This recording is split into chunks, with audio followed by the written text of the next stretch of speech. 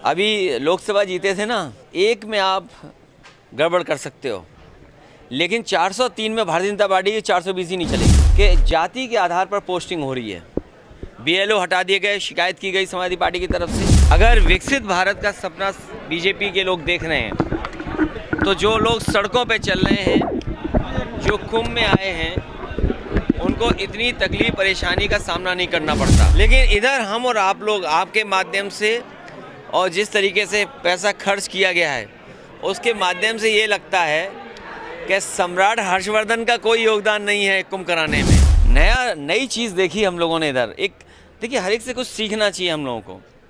हम लोगों ने मुख्यमंत्री जी से सीखा है कि कपड़े पहन के ही स्नान करना चाहिए। अभी लोकसभा जीते थे ना, एक में आप गड़बड़ कर सकते हो, लेकिन 403 में भारतीय जनता पार्टी की 420 ही नहीं चलेगी। एक में तो लड़ सकते हो आप, कुछ बेईमानी कर सकते हो। सोचिए आप, बीएलओ हटा दिए गए, क्या कारण था कि चुनाव आयोग ने ये नहीं देखा कि जाति के आधार पर पोस्टिंग हो रही है। बीएलओ हटा दिए गए, शिकायत की गई समाजवादी पार्टी की तरफ से। उसके बाद अधिकारी पुलिस के कुछ जातियों के ही पोस्ट कर दिया गया, चुनाव आयोग को शिकायत की गई, उसकी कोई परवाह नहीं हुई।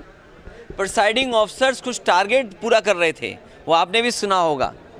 जो प्रिसाइडिंग ऑफिसर थे, उसके अंदर बैठ करके कुछ टारगेट पूरा कर रहे थे वोटों का।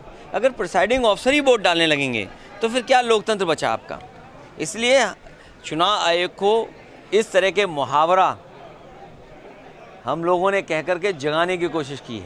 कुंभ के आयोजन ने ये साबित कर दिया है कि जो विकसित भारत का रोड मैप है, वो विकसित भारत का आधा अधूरा रोड मैप है। अगर विकसित भारत का सपना बीजेपी के लोग देख रहे हैं, तो जो लोग सड़कों पे चल रहे हैं, जो कुंभ में आए हैं, उनको इतनी तकलीफ परेशानी का सामना नहीं करना पड़ता। जो कुंभ में लोग आते हैं वो पुण्य के लिए आते हैं, पुण्य के लिए उनकी श्रद्धा है, बहुत सी अपनी मन्नतें मांग करके, और क्योंकि सदियों से ये चीज़ें चलती आई हैं। लेकिन इधर हम और आप लोग आपके माध्यम से और जिस तरीके से पैसा खर्च किया गया है, उसके माध्यम से ये लगता है कि सम्राट हर्षवर्धन का कोई योगदान नहीं है कुंभ कराने में। या जो पौराणिक हमारे यहाँ महाकुंभ होता आया है, कुंभ होता आया है, उसमें भी बीजेपी के लोगों ने कराया होगा। 5वीं अर्थव्यवस्था दुनिया में बता रहे हैं, और मेक इन इंडिया सफल बता रहे हैं, डिजिटल इंडिया सफल बता रहे हैं, स्टार्टअप सफल बता रहे हैं, और तमाम योजनाएं अपनी सफल बता रहे हैं। तो फिर भारत से छोड़ के क्यों जा रहे हैं लोग, पलायन क्यों कर रहे हैं?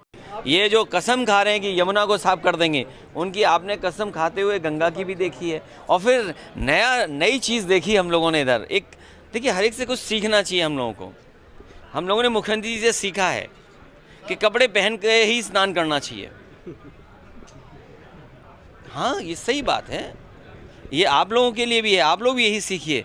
अब यही सीखें तो अगली बार जब गंगा में हम स्नान करेंगे तो बाकायदा पूरे कपड़े पहन करके ही स्नान करेंगे। हमारा यही निवेदन होगा सरकार से, और अपील होगी कि हमारे कोई भी हिंदुस्तानी बेड़ियों से और हथकड़ी से वापस लौट करके ना आए। और अगर विदेश जा रहे हैं लोग, तो वो इसलिए जा रहे हैं क्योंकि उनके पास यहाँ अच्छी नौकरी नहीं है। आप कह रहे हैं चुनाव, वो घर परिवार छोड़ करके अगर जा रहे हैं, तो वो इसलिए जा रहे हैं क्योंकि वहाँ अपॉर्चुनिटी बेहतर मिल रही है, उनका जीवन अच्छा होगा, उन्हें कमाने का अच्छा मौका मिलेगा, अपने सपने पूरे करने का मौका मिलेगा।